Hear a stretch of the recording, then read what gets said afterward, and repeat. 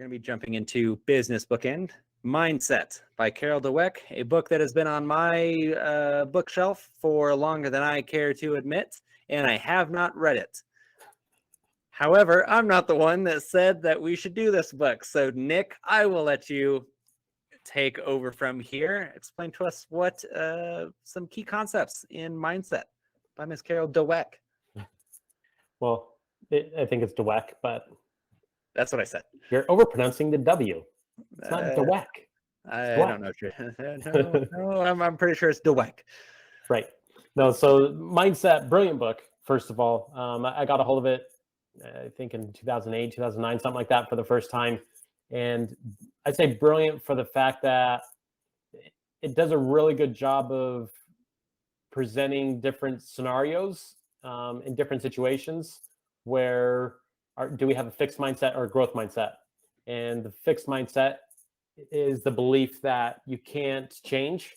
Are you a good math student? Are you born a good math student? Are you born an artist? Or are those things you can learn? And in the fixed mindset, you are what you are. And in the growth mindset, it's I'm not that yet, right? I can do that. I can improve if I choose to improve. So it goes back and forth, presenting both sides of the story, so to speak, in different examples. And I think an interesting takeaway that I had is all of us are a little bit of both. And I think, unfortunately, again, too many individuals tie themselves to one or the other. We had mentioned extroverts versus introverts last week. And nope, I'm an introvert. Well, hold on. Like I think in different social settings, we are all very much extroverts when we're comfortable. How about around family, right? Yeah. I think some of us totally open up around certain individuals, certain friends. You get you with your best friends. Are you still that same introvert that you are in a massive party of 100? I would find that very surprising if that's the case, right? Yeah. So mindset is no different. I think we have some growth. We all have a growth mindset with things we like because we like it. And we're just like, dude, I sucked a year ago at that, but I'm so good now and it's so fun. Yeah. And there's other roadblocks we create for ourselves mentally. It's like, I stink at that. I'm never going to be good at it. And I don't want to be, and I don't care. Right. Yeah. So that's that in a nutshell. And I mean, growth mindset is applied to so many things. And I think we all know and I think we have something going on with your audio. Do you have something brushing up against a mic? No. Maybe. No? Oh, interesting. Every time you talked, a little scratchy. Yeah, no, we all have that coworker that we just love to work with, where all day, every day, they're just complaining about everything. The job sucks. Why are we here? This is hard. The stuff that I'm doing isn't working. Everyone else is so lucky. And it's like, shut up. Like if you're someone on the outside, you're like, no, that's not the case. You're just bad at your job. Like, let's be very clear about this. This is not the job's fault that you're not good at the job. So that's a very easy and relatable one for all of us, because we've all had that person that we're just like, God, you get home, you tell the spouse asks you, how was your day at work? And you go, Jesus. John was just complaining and whining the entire time. I'd do everything while he complained about doing work. Like, how does that even work? You're complaining about doing nothing, John. Shout out to all the Johns out there. But yeah, so that's, I think, a very easily relatable one when it comes to that. But ultimately, it comes down to, sounds like, yourself. It comes down to what you decide to paint that picture as. When it comes to whatever job that you're in, I'm sure we've all tried that as well, where we try a new job and we're just like, man, that's just not, or we see someone doing a job that we're like, I could never be that person. I could never do that. I could never be a salesperson. I could never be a porta potty cleaner person. It's just not in me. It's just not who I am. Are there any kind of tips and tricks that Dweck has when it comes to kind of breaking out of that mindset or readjusting the way that you're viewing the situation? Or well, it's exactly that. It's okay. Having enough self-awareness to understand, is there a different way to look at a problem? right? We just talked about it in our last segment of you being an expert within the lending space, of you having a different angle based on your information that you have at your disposal to say, you know what, we can't solve it with that, but we can solve the problem like this. You know, and I think from a mindset standpoint, it comes down to perception. For those that can visualize with me the picture of an old lady and a young lady, and the young lady's looking over her shoulder, and depending on your perspective, it looks like an old lady with a big wart on her nose, and for some people, it looks like a young lady with a nice hood over her head. So for those of you that have seen that picture, you know exactly what I'm talking about. And for those of you that have never seen it, you're just like, what is he trying to paint right now? Google Nonetheless, yeah, Google it. Young lady, old lady picture. Boom. You will find it with that. But no, where I was getting to with that is you will look at the same picture and both people can be right. But again, it comes down to perception and what angle you're looking at it from.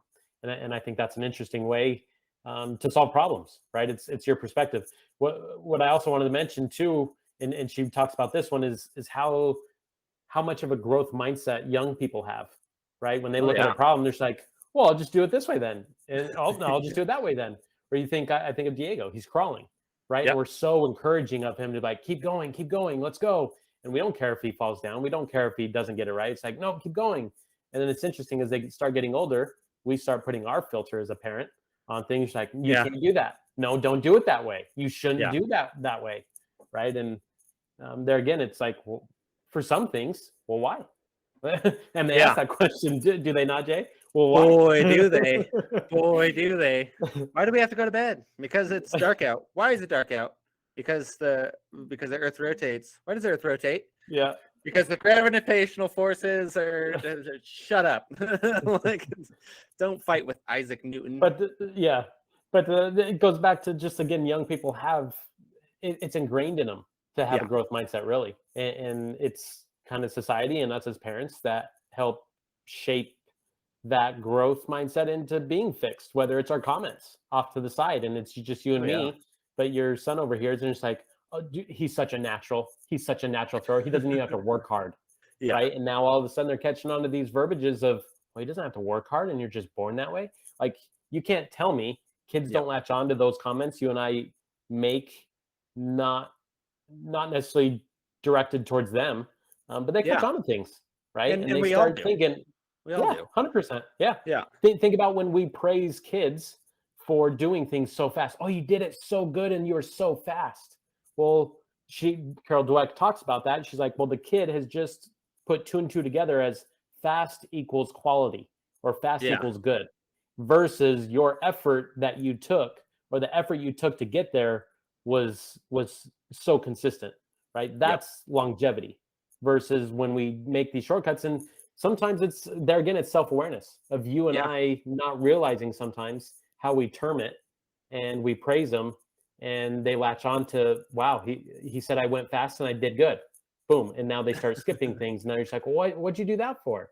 You know, and they can't explain it, but they heard it. Yep. And yeah, I mean, we all have that too. We all have to, I mean, think of starting a new job. When you first start a job, you already have a perception of what that job looks like, how you're supposed to act with it, how you're supposed to be in it. Say you get into, say you're a banker. We all know what a banker should look like. If you go in there and you see a guy with like tattoos or something and is a banker, you're gonna be like, ooh, boy, howdy, is he gonna steal my money? How did he get this job? And that's because in our mind, we're like, no, a banker is going to be clean cut. They're going to be in a 3-piece suit. They're going to talk professionally. And so and when we decide to go into a job, and in this case, a banker, if we feel like we are going against any of those stereotypes, or we have that mindset of what they should look like, and we try to change ourselves, and that's not who we are, then we can have an internal conflict that then makes the job a lot harder than it actually has to be, because we're not allowing ourselves to be who we are. Instead, we're trying to fulfill some sort of stereotype, whether that's right or wrong for that position. Same thing with anything. but I think, especially those clean cut jobs, you see someone with tattoos. You see someone with unkept hair one day, and you're just like, whoa, boy, did that guy, I don't know how he got this job. He doesn't fill any of the stereotypes that I had for someone that does that. I mean, that's something that I think we all can get over too, because sometimes those people are the big movers and shakers that come in and they're like, I saw it completely differently because that's not who I am. I'm not that type of person. So I started doing something completely differently. And it's like, oh, wow. And then they're the ones that are getting interviewed 10 years later with their multi-billion-dollar companies. Be like, so what did you see that just gave you an epiphany of how to shake up the entire world of XYZ? And it's like, I saw everyone else is doing it the exact same way, and I didn't view it that way, and I still wanted to be in that industry. So I did it differently, and apparently people like not being the exact same way. I mean, any mogul, we can just be like, yeah, Steve Jobs wasn't the stereotypical computer nerd. Elon Musk is not the stereotypical rocket scientist, even if they're not the actual person doing it. Well, that's not an actual rocket scientist. Elon Musk is just the guy that funds the rocket scientist. Like, yeah, he also has a few $1 billion to his name. So I think we're going to give him just a little bit of credit here. And it's that kind of, again, big mindset shifts that I think can also just make people flourish in the way in their current job. If you make it more almost accessible to yourself, you're like, what am I really good at? What does this industry not have that I'm good at? And that makes the job more interesting and more fun for me, that I know no one else will do, because it's not usually what draws the type of people like me to this industry. So Yeah. I think video and real estate agents has done that. Rehumanizing a lot of different aspects of a lot of different industries that slowly became dehumanized, and there's no face to the person, to the actual company itself. And now their CEO is kind of like a brand ambassador that everyone knows his name. And I think that mindset shift can also help you grow in whatever you want to do, and probably make you more money than you've ever made if you do it right and you actually just lean hard into it, because that's what every successful person has ever done. Yeah. So and on that mindset topic still, it's how long people choose. This is a decision. How long people choose to dwell on a setback. I think that's a massive differentiator for those that find their way and become successful at something. Is there's a lot of bad things that happen to good people, and bad things, like all of our lives are filled with stuff, right? How long we choose to dwell on that, and where we choose to dwell. Am I focusing on the problem or the solution? And I think where people get stuck too often, unfortunately, and again, it's a choice, is they choose to dwell on the past that you have zero control over, while they give up the part that they can influence, which is their future, right? They choose to dwell on what happened to me versus me writing the next chapter of what I will do, right? And I think that's a reality for everybody that's been successful. They've chosen not to dwell on the past. They choose to influence their future. But again, it's a mindset thing. Any time, and kind of put yourself into perspective. I mean, you and I are salespeople at the end of the day. It's not what we like to call ourselves. I don't think that's our primary purpose for either of us. That's why we put on this kind of stuff, educational stuff. This is what we enjoy doing. This is the enjoyable part. But at the end of the day, we are selling something. Everyone sells something. If you want to see exactly what that's like, what was it, last episode, 2 episodes ago, we talked about To Sell is Human by Daniel Pink. And so reshifting that mindset of, that wasn't a loss. That person just said no. In the sales world is the biggest thing I think that a lot of successful salespeople understand, is sales is a numbers game. I always hear every no, you get closer to a yes. And so it's not, that's an easy way to, in this very specific example of showing that even a quote unquote loss, no, F off. I don't want this.